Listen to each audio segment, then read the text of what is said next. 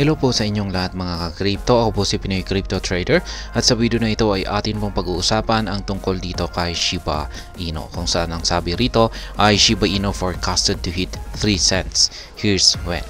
Kaya yan, meron pong naglabas ng kanyang prediction or price forecast dito kay Shiba Inu, kung saan ay mahihit daw po nito or aakyatin nito ang presyong 3 cents. Or nasa 0.03 po yan. At ang ating pong aalamin ay kung kailan naman kaya. At yan, bago po natin malaman yan, ay nais ko lamang po munang bigyang linaw ang aking disclaimer kung saan ang nilalaman po ng video na ito ay hindi po ito isang financial advice. For education and information purposes lamang po ang layunin nito.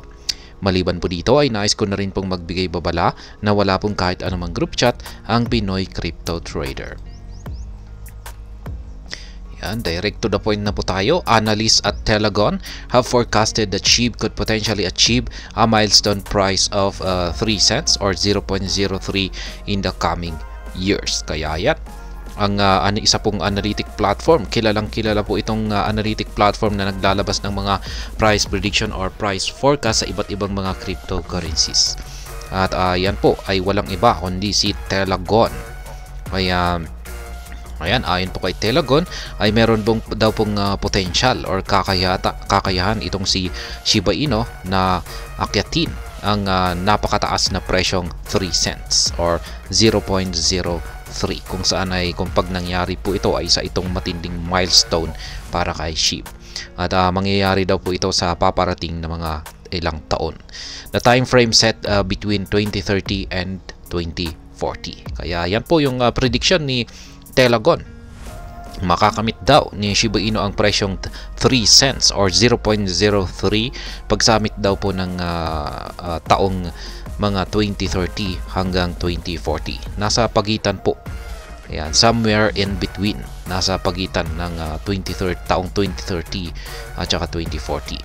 This prediction has injected fresh enthusiasm into the Shiba Inu community, reigniting interest among investor and supporters. Kaya yan, dulot daw po ng forecast dito na inilabas ni Telegon ay muli daw po itong nagdulot ng panibagong interest sa mga investors at supporters ng SHIB. Yan, parang nabigyan po sila ng buhay or yan yung parang pagtitiwala dito kay Shiba Inu. Kaya yan, nakikita natin dito taong 2030 hanggang 2040. Yung nandito po ay nasa minimum price po yan. Yung nandito sa gitna ay average price at yung nandito sa ating bandang kanan ay ang maximum price. Kaya yan, dito po sa minimum price taong 2030 ay mag-uumpisa po yan sa 30 digits 593. Yan, maglalaro po siya sa 30 digits hanggang dito sa taong 2035. Kaya yan, dito sa 2035 po pala hanggang 2040. Kaya yan, nasa pagitan. Kasi pagsapit na po ng 2040 ay lampas na po siya sa 3 cents. Yung minimum price po ay nasa 0.054 na siya. Nasa higit 5 cents na po ito. Yung average price po niya ay higit 7 cents. Higit naman po sa 8 cents yung kanyang maximum price. Kaya below siguro mga 2036 to 2039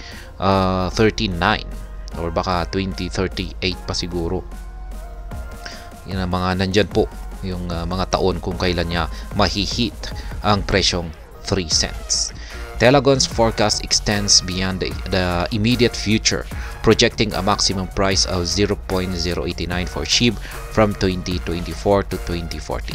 Kaya yan po yung maximum price na makakamit daw ni Shiba Inu dito sa taong 2040, 0.089. Pagsapit po ng taong 2050 ay ayan na, $1 na siya. Ayan, ito po yung kanyang maximum price, $1.06. Kaya yan pong muli, makakamit daw ni Shiba Inu ang price target na 3 cents pagsapit po ng taong 2030. Yan, sa pagitan po ng taong 2030 hanggang 2040.